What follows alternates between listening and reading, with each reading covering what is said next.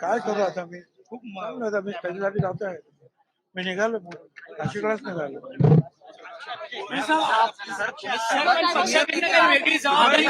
पक्षामध्ये सर्व सिनियर नेते तुम्ही आहात. अशा वेळी तुम्हाला डावल ना किती महत्वाचं किती पक्षामध्ये एकतर्फा चाललंय असं वाटतंय का?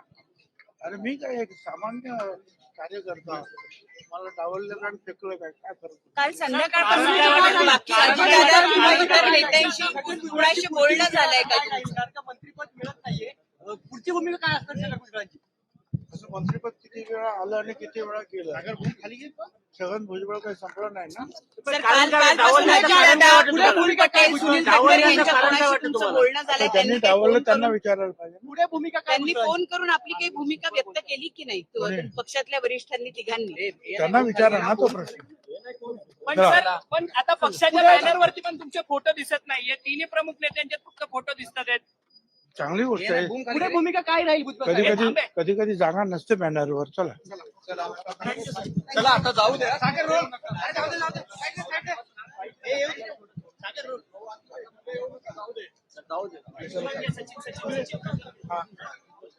आपण पाहतो की छगन भुजबळ जे आहेत ते आता आपके बारे में चर्चा है कि आप काफी नाराज हैं सर. अरे जी हाँ नाराज हूँ तो क्या करेंगे. किस क्या चाहते हैं आप? क्या आपको मंत्रिपद जिस तरह से क्या है, नाराज हूँ आप इतना ही बोला ना मैंने. और क्या चाहूंगा मैं. आपने अपने पार्टी की इस बात की जिक्र किया पार्टी के सामने अजित पवार के सामने कुछ जरूरत नहीं समझा मैं. चलिए उनकी तरफ से आश्वासन दिया गया आपको कुछ दूसरी जगह पर आपको भी दूसरी जगह दी. चला चला प्लीज चला जरा साईडला बोलणार. चला चला आता ऐकलं मागे सर. चला चला चला चला कॅमेरामॅन चला चला चला नंतर बोलणार आहे. चला झालं झालं. फाईट दिला रे बस झालं रे.